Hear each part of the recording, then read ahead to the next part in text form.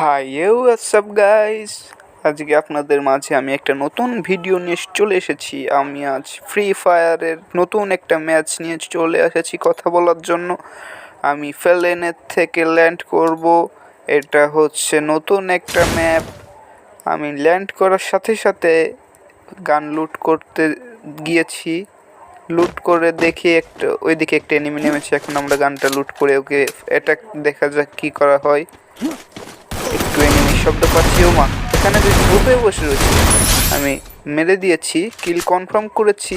আর একটা আছে damage EMP দিয়ে, দেখা যাক পারি কিনা কেউ মারতে।